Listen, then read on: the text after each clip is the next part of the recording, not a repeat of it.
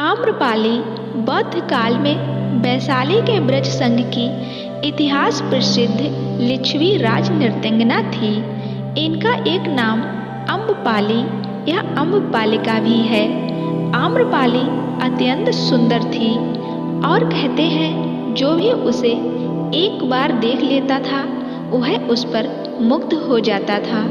अजातशत्रु उसके प्रेमियों में से एक था और उस समय के उपलब्ध साहित्य में अजातशत्रु के पिता बिंबसार को भी गुप्त रूप से उसका प्रणयार्थी बताया गया है। आम्रपाली को लेकर भारतीय भाषाओं में बहुत से काव्य, नाटक और उपन्यास लिखे गए हैं। एक बार की बात है, महात्मा बुद्ध अपने शिष्यों के साथ घूमते हुए वैशाली नगरी में पहुँचे। वैशाली को उस समय 16 महाजनपदों में एक महत्वपूर्ण जनपद माना जाता था, जिसकी ख्याति दूर दूर तक फैली हुई थी। यह नगरी परम वैभवशाली और हर तरफ से संपन्न थी। महात्मा बुद्ध के आने की बात पूरे नगर में फैलते देर नहीं लगी। जिसे जब पता चलता वह तभी उनसे मिलने पहुंच जाता और उनके उपदेश सुनकर खुद को भाग्यशाली समझता।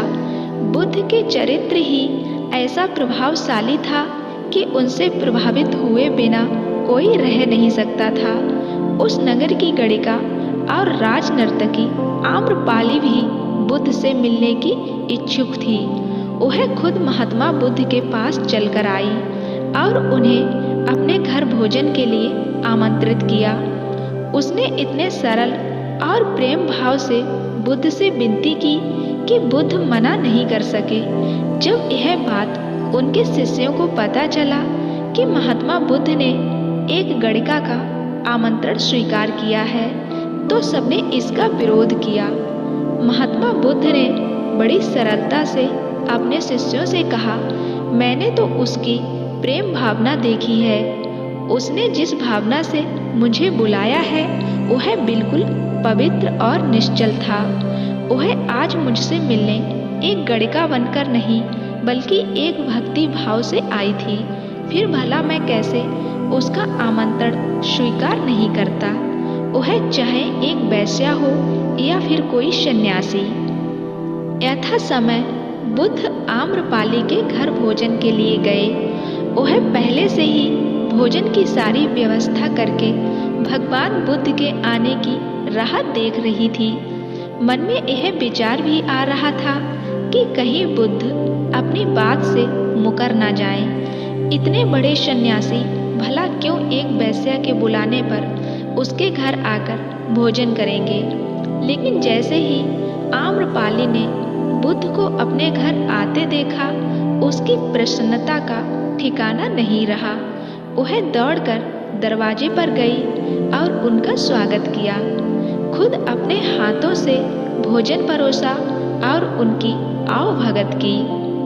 महात्मा बुद्ध के शिष्यों ने जो उनके साथ आए हुए थे, जब एक वैश्या को जिसके कदमों में खुद सम्राट बिंबसार से लेकर अजातशत्रु थे, पूरी वैशाली जिसके एक झलक पाने के लिए तरसती थी, उसे एक सन्यासी के लिए ऐसा व्यवहार करते देखकर बुद्ध के शिष्यों के मन में अपने गुरु के लिए सम्मान और बढ़ गया था। तो आम्रपाली ने बड़े भक्ति भाव से गौतम बुद्ध को भोजन कराया और आम्रपाली ने महात्मा बुद्ध के व्यक्तित्व के बारे में जैसा सुना था, उनसे मिलने के बाद वह उससे ज़्यादा प्रभावित हुई और उसी समय वह बुद्ध की शरण में चली गई और अपनी सारी संपत्ति वह बौद्ध मठ के नाम करके आजीवन भिक्षुणी बन गई। बुद्ध के उपदेशों का उस पर बहुत गहरा प्रभाव पड़ा और वह एक नगर वधू से बौद्ध भिक्षुणी बन गई। कहते हैं पहले आम्रपाली ने गौतम बुद्ध के समक्ष भिक्षु बनने की इच्छा प्रकट की थी, लेकिन पहले तो बुद्ध ने इसके लिए इनकार कर दिया हालांकि इस घटना के बाद ही बुद्ध ने स्त्रियों को बौद्ध संघ में प्रवेश की अनुमति दी थी। आम्रपाली इसके बाद सामान्य बौद्ध भिक्षुणी बन गई और वैशाली के हित के लिए उसने अनेक कार्य किए। उसने केस कटाकर भिक्षा पात्र लेकर सामान्य भिक्षुणी का जीवन व्यतीत किया। लेकिन यह भी कहते हैं कि आम्रपाली एक बौद्ध भिक्षु पर मोहित हो गई थी। आम्रपाली ने बौद्ध भिक्षु को न केवल खाने पर आमंत्रित किया बल्कि 4 महीने के लिए उसके साथ रहने के लिए भी अनुरोध किया था। बौद्ध भिक्षु ने उत्तर दिया कि वह अपने गुरु बौद्ध की आज्ञा के बाद ही ऐसा कर सकते हैं। अंत में आम्रपाली ने गौतम बुद्ध से कहा कि मैं आपके भिक्षु को मोहित नहीं कर पाई और उनकी आध्यात्मिकता ने मुझे ही मोहित कर धम्म की राह पर चलने को विवश कर दिया है और मैं भी एक बौद्ध भिक्षुणी बन गई हूँ।